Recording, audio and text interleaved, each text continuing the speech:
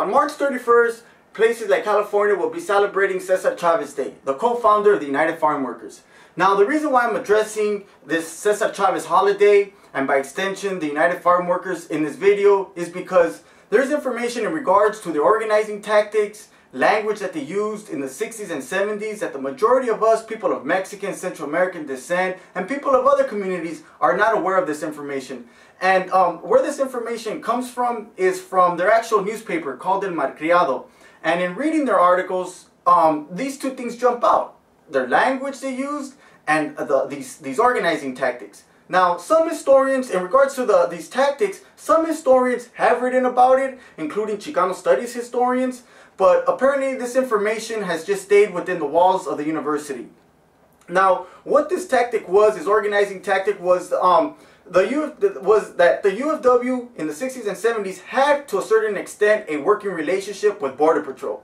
And how this worked out was that as the UFW was, as they were picketing and striking certain ranches and certain farms, the owners of these farms and ranches would then go on and bring in other Mexican migrant farm workers to come and do the work that the strikers were not doing. And in doing so, these other Mexican migrant farm workers would cross the UFW's picket line, therefore making them strike breakers. Now, what the UFW would do in response is that they would then work on gathering the names of these strike breakers and submit the names to Border Patrol, and then pressure Border Patrol to come and deport us, to come and deport these individuals. Now, the earliest case where I've been able to see that this took place, according to Malcriado, was in 1968. And there's this one article where they mention a list of names of people who are being deported, and they list other names of people who are under investigation by immigration. And then in the article also mentions that if you're a Mexican migrant worker with a green card and you want to protect the privileges that come with a green card, then don't cross the UFW's picket line. So once again, what this article confirms is this working relationship that the UFW had with Border Patrol. Now, another tactic that the UFW practiced now more into the early 70s, like 73, 74, and 75, is this tactic known as the wet line. And what this wet line was the UFW going down to the U.S. and Mexican border. It was what I've been able to read. It took place more in the Yuma, Arizona, Mexican border.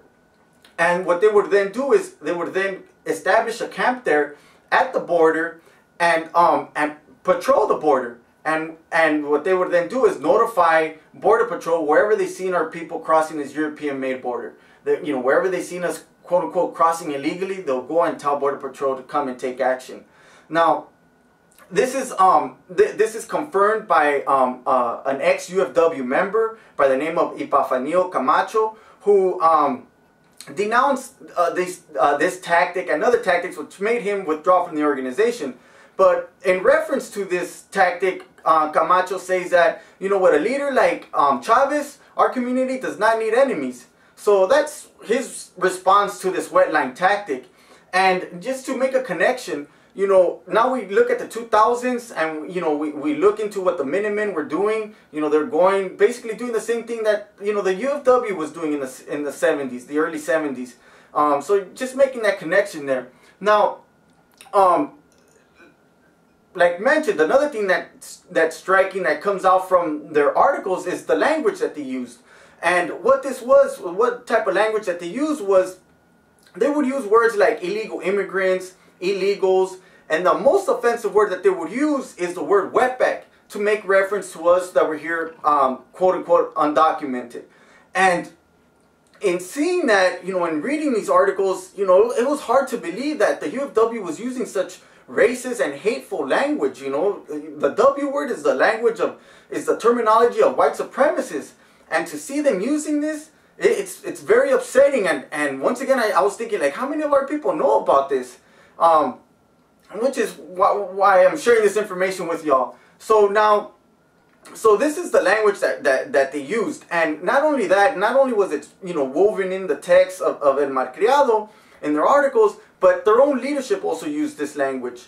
In a 1968 article by they interview the vice president of the UFW, who is a man by the name of Julio Hernandez. And in this, it's a question and answer article, and he's asked, you know, one question that he's asked is, why is it that the UFW is working with immigration? And he goes on to say that, well, you know what, it's because there's a lot of illegals, and basically you know, Border Patrol has a job to do, and that's to deport them. And then later on in the article, he goes on to say that, yeah, you know what, it's because there's a lot of wetback scabs here. And so in seeing that, it became obvious that the UFW's leadership also, you know, used this language. It wasn't just, you know, within the text of the nameless authors in Malcriado, no, but its own leadership. So in seeing this, once again, you know, the majority of us, people of Mexican, Central American descent, we don't know this information. I didn't know this, you know, until like about 8 months ago. And so we could bet if we were to ask the random person walking down Cesar Chavez Boulevard in the heart of an indigenous community now known today as Boyle Heights and East LA, they would not know this information. And in doing this this video, you know, in preparing for this video, I called 4 UFW offices throughout California, and I asked the people who I got to speak with. I asked them if they were familiar with these tactics that the UFW used and the language that they used in the 60s and 70s. And I asked them if they were familiar with it. 3 of them said that they were not familiar with it. Another person said that, you know, he could care less what happened 50 years ago. You know, sad but true, that was his response. But what this highlights is that, you know, that their own membership is not familiar with this information, which is representative of our own community, right? So the reason why I'm sharing this video, this information with you, is because come March 31st, or the days that you'll be given a be given the day off from school or from work to commemorate Chavez, Cesar Chavez, you know, we got to keep this information in mind, these facts in mind, and think twice and say, you know, this is not a person, you know, to revere, to emulate, to give a holiday to. And it's knowing this information that would allow us to come to these conclusions. And, you know, because another thing that's important to keep in mind is that when we think of the UFW and Cesar Chavez, we think of a leader who was a leader of a nonviolent organization, of a nonviolent movement. But you know, keeping this into consideration now, what I just shared with you, them calling, you know, giving a list of names to Border Patrol and pressuring Border Patrol to deport these individuals, those are violent actions. When they went down to the border and patrolled the border in their wetline tactic, those are violent actions. When they used the W word to make reference to the so-called undocumented Mexican migrant farm worker, that's violent language. So having this, you know, in mind should allow us to, you know, think twice about this so-called holiday, and the bigger picture about all this is that, you know, that this is the importance of reading, getting into the discipline of reading and studying, and which will allow us to dig into these primary sources and secondary sources to dismantle these American holidays, to dismantle our colonized condition. And so I'm encouraging you all to, you know, let's get into the habit of reading and studying, and that way we could dig into this ocean of literature that's out there, so that, you know, we could question, you know, these so-called holidays, these fallacy holidays, and so we could see things clearer, and once again, to plan for a better future, right? So on that note, I want to invite you to a blog, and there's a link below to a blog that I put together to share with you these primary sources, these secondary sources that has allowed me to come to these conclusions. And on that note, I want to say thank you for watching, and may you all have a good one.